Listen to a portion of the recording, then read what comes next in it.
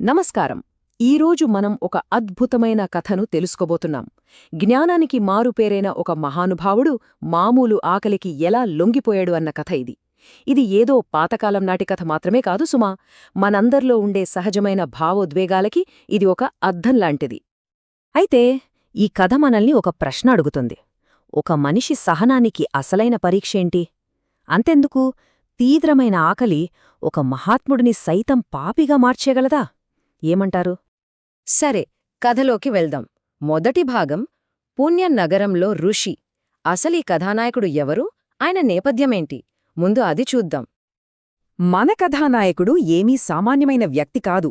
ఆయనే వేదవ్యాసుడు, సాక్షాత్తు మహాభారతాన్ని 18 పురాణాలను రచించిన బ్రహ్మజ్ఞాని.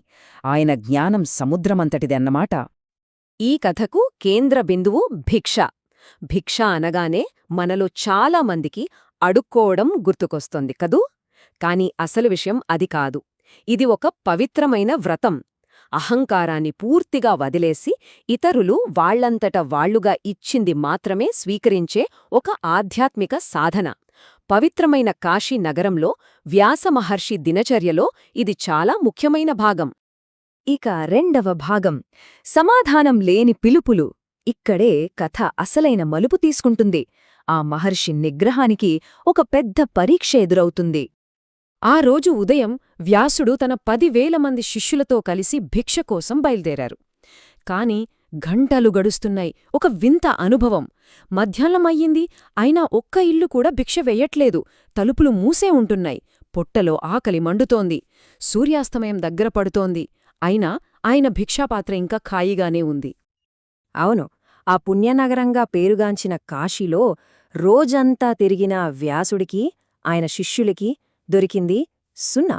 ఒక్క మెతుకు కూడా ఎవ్వరూ వేయలేదు. ఇది మునుపెన్నడూ జరగని ఒక వింత, నమ్మలేని సంఘటన. ఇప్పుడు కథ చాలా ఉత్కంఠభరితమైన ఘట్టానికి చేరుకుంటుంది. జ్ఞానం మీద కోపం గెలిస్తే అప్పుడు ఏం జరుగుతుందో చూడండి. ఆ శారీరకమైన ఆకలి, ఆ తీరని ఆకలి ఆయనలోని జ్ఞానాన్ని, ఆయనలోని నిగ్రహాన్ని మెల్లగా దహించివేయటం మొదలుపెట్టింది. దాని స్థానంలోకి అవమానం, గాయపడిన అహంకారం, ఆ తర్వాత అస్సలు పట్టలేని కోపం వచ్చేసింది. ఇంకేముంది, ఆ మహర్షి తన అదుపు పూర్తిగా కోల్పోయాడు. తన దైవిక శక్తిని మంచికి బదులుగా వినాశనానికి ఉపయోగించాలని నిర్ణయించుకున్నాడు. ఆ కోపంలో కాశీనగరాన్ని ఇలా శపించాడు. ఈ కాశీనగరంలో 3 తరాల వరకు ఎవ్వరికీ ధనం, విద్య, మోక్షం ఏదీ లేకుండా పోవుగాక. కాని వ్యాసుడి ఆగ్రహాన్ని సవాలు చేస్తూ ఊహించని ఒక సంఘటన కథను పూర్తిగా మార్చేసింది. వ్యాసుడు అలా కోపంతో శపిస్తున్న సమయంలోనే ఒక ఇంటి గడప దగ్గర నిలబడి ఉన్న ఒక సాధారణ గృహిణి ఆయన్ని చాలా ప్రశాంతంగా, "ఓ మహర్షి, ఇటు రండి" అని పిలిచింది. చూడండి, ఇక్కడ మనం 2 పూర్తి భిన్నమైన శక్తుల్ని చూస్తున్నాం. ఒకవైపేమో అసహనం, గాయపడిన అహంకారం, వినాశకరమైన కోపంతో ఉన్న వ్యాసుడు, మరోవైపేమో సహనం, వినయం, నిర్మాణాత్మకమైన జ్ఞానంతో ఉన్న ఆ గృహిణి. ఆమె అడిగినవి మామూలు ప్రశ్నలు కావు. అవి సూటిగా, పదునుగా వ్యాసుడి అహంకారాన్ని గుచ్చుకున్నాయి.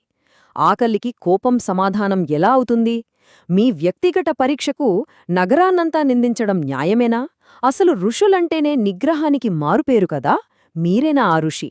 మీరు నివసించే నగరాన్ని శపించడం కన్న తల్లిని శపించడం లాంటిది కాదా?